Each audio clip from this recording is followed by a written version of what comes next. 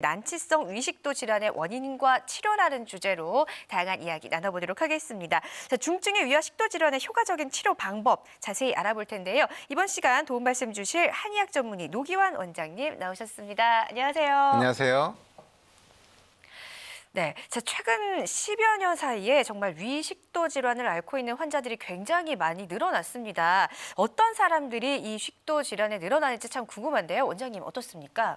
네, 위식도 질환에 많이 걸리는 환자가 늘어난 이유는 네. 잘못된 식생활 습관에 의해서 자꾸 소화불량이 있거나 네. 취하게 되는데 이걸 잘 치료되지 않았기 때문에 그런 것이죠.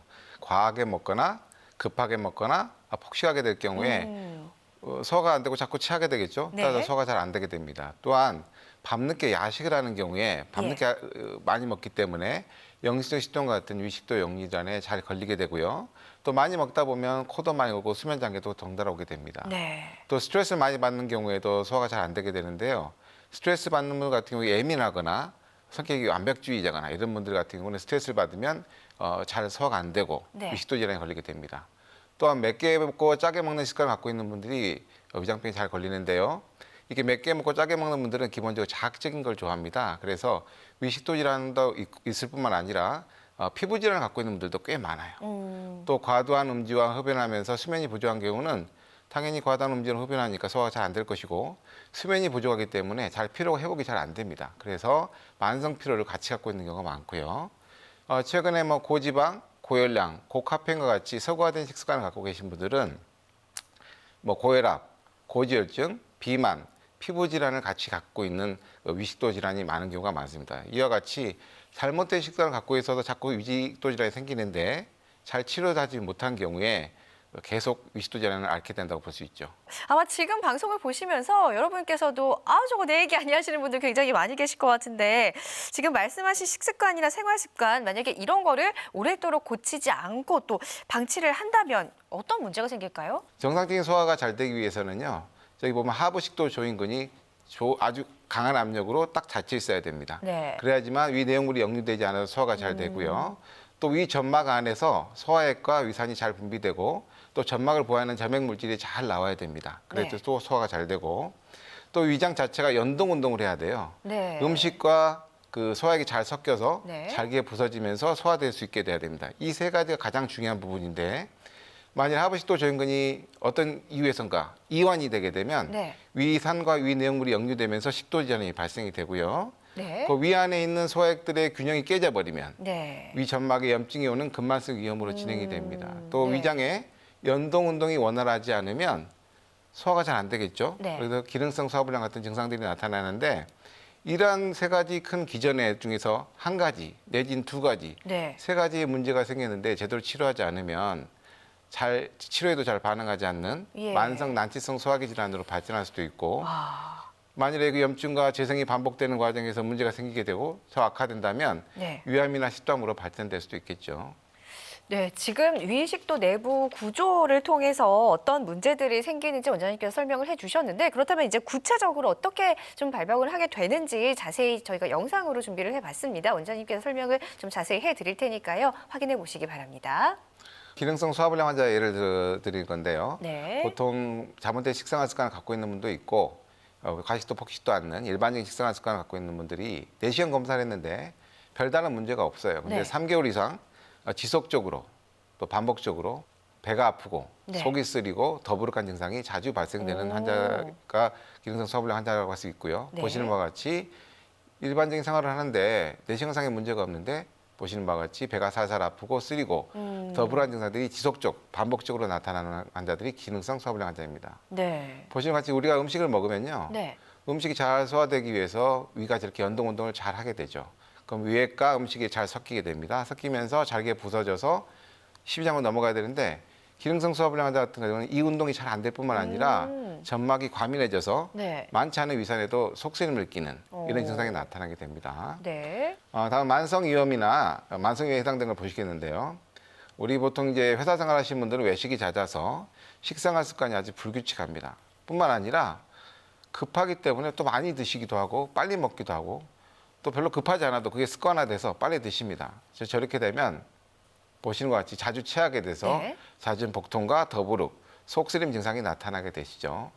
그 이유가 뭐냐면 우리가 소화가 잘 되기 위해서는 음식이 위장으로 들어오면 위장에서 음식이 잘 소화되기 위해서 위산과 그 소화액이 분비되고 또 점막을 보이는 점액이 분비되는데 자꾸 취하게 되면 보시는 바와 같이 점액층이 사라지게 됩니다. 네. 사라지게 되면 위산과 위 내용물들이 점막을 막 공격을 하게 돼요. 네. 공격을 하게 되면 저렇게 염증이 되고 붓고 많은 증상들이 반복됩니다. 예. 염증과 재생이 반복되는 과정에서 보시는 것과 같이 위 점막이 넓어지면서 이곳저곳에 염증이 생기게 되고요. 아, 예. 이게 더 진행되게 되면 저기 울퉁불퉁하게 나온 거 있잖아요. 네네. 위장에 있지 말아야 되는 장세포성이 생기는 장상폐생으로 발전할 수가 있습니다. 저렇게 되면은 위암의 발병률이 높아진다고 볼 수 있죠.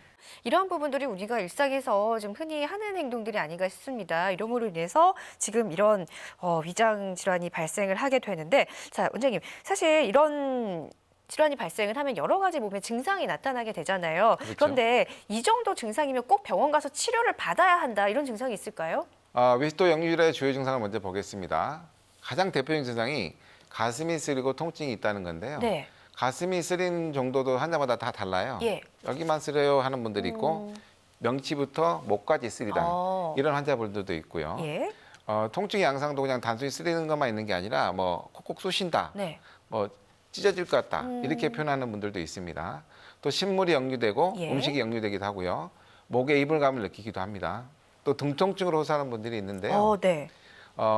등통증 호소하는 분들 심한 분들은 바로 누워서 못 잡니다. 그래서 앉아서 주무시거나 아니면 옆으로 누워 주무시다가 힘들어서 병원에 오시는 경우가 많거든요. 예. 근데 그런 경우도 위식도 역류량과 연관이 있는 경우 굉장히 많고요.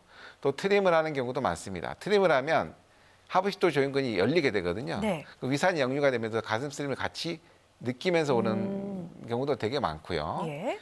위식도로 그 위산과 유해물이 역류되다 보니까 점막이 자극을 받으면 예. 식도가 원래 음식이 들어오면 위장으로 내려보는 연동 운동을 해야 되는데 그 연동 운동에 방해가 되기 때문에 연화곤란감이 생기고 귀에서 소리가 자꾸 난다. 심해졌다가 덜 심해졌다. 뭐 이런 식으로. 신기하네요. 그다음에 비염이 잘 안 낫는다. 예. 뭐 두통과 어지럼증이 잘 온다. 이런 경우도 대부분 식도외 증후군이라고 할 수 있는데요. 합병증이라고 할 수 있겠습니다. 네. 다음 영상 보시겠습니다. 위 십이지장 질환 같은 경우는요. 대표적인 증상은 뭐 소화가 안 되겠죠. 네. 소화가 안 될 뿐만 아니라 상복부의 통증을 느끼게 됩니다. 상복부의 통증은 속쓰림까지 다 포함하시는 건데요. 네. 환자에 따라서 뻐근하다, 쥐어짠다, 뭐 핥힌다, 불난 것 같다 여러 가지로 표현하시고요. 속이 안 좋으니까 메스껍고 예. 아까 말한 대로 속쓰릴 수 있는데 속쓰림 위치도 환자마다 다 달라요. 명치가 속쓰린 분도 있고 뭐 네. 배꼽 주변이 속쓰리던 분도 있고 예. 아주 가정각색입니다. 그리고 상복부 팽만감이 있는데 팽만감도 두 가지가 있어요. 밥 먹으면 바로 더부룩하다. 아, 먹자마자. 또 내지는 밥 먹은 다음에 서서히 더부룩해진다. 오. 그러니까 두 가지가 있다고 보시면 되겠고요.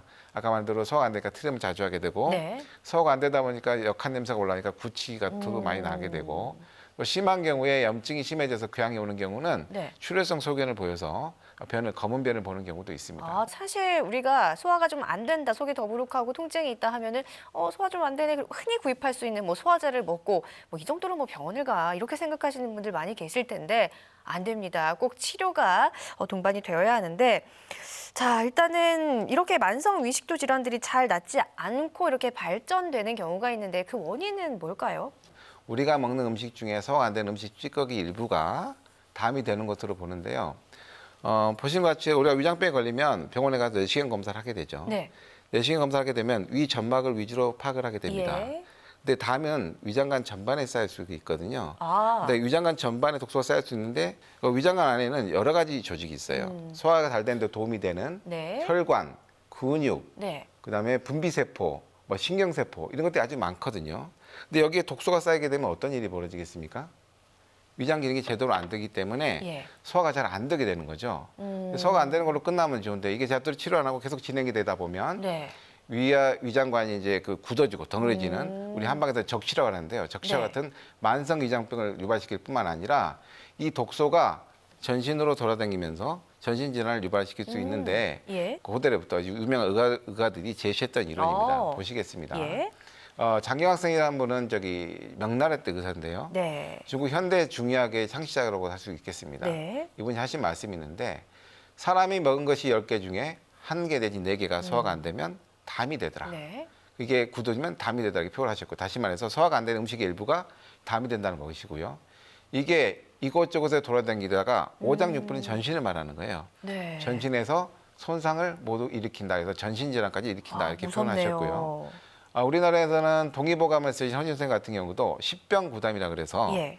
병이 10개면 그중에 9개는 이 담에서 기인된다 이렇게 표현하셔서 그 담이 위장병뿐만 아니라 네. 전신질환을 일으킨다는 이론을 제시하셨습니다. 예. 실제로 저희들이 이제 담독소를 가지고 있는 위장병 환자들 같은 거 치료하는 과정에서 보면 예. 이분들이 전신질환을 가지고 있는 경우가 무척 많아요. 전신질환을 가지고 있어가지고 본인들을 종합병원이다 이렇게 표현을 하세요. 그래서 네. 위장 치료를 하는 위장에 있는 담독소를 제거하는 치료하다 보면 전신질환도 같이 좋아지는 경우가 많이 있는데 담독소와 연관된 전신질환을 보겠습니다. 뭐 두통, 네. 어지럼증, 네. 뭐 호흡기 질환, 천식, 네. 뭐 귀에서 소리가 난다든지 중풍, 예. 심장 질환도 다 담과 연관성이 있다고 보는 오. 거거든요. 실제로 이 의서에 잘 기록되어 있고요. 네. 병명으로 다 존재합니다. 그 다음 화면 그래요? 보시면 저렇게 한반병명으로 다 저렇게 있고요. 네. 그래서 위식도 질환 치료에서도 담독소 치료가 아주 중요하고요. 이 담독소 치료를 통해서 전신질환 치료 효과도 기대할 수 있다고 할 수 있겠습니다. 네, 지금 담 독소로 인해서 위에 내부뿐만이 아니라 전반적으로 이렇게 독소가 쌓이게 돼서 딱딱하게 굳어지고 그래서 이게 위의 문제가 아닌 전신 질환으로까지 이렇게 나타날 수 있다라는 이야기를 해주셨습니다.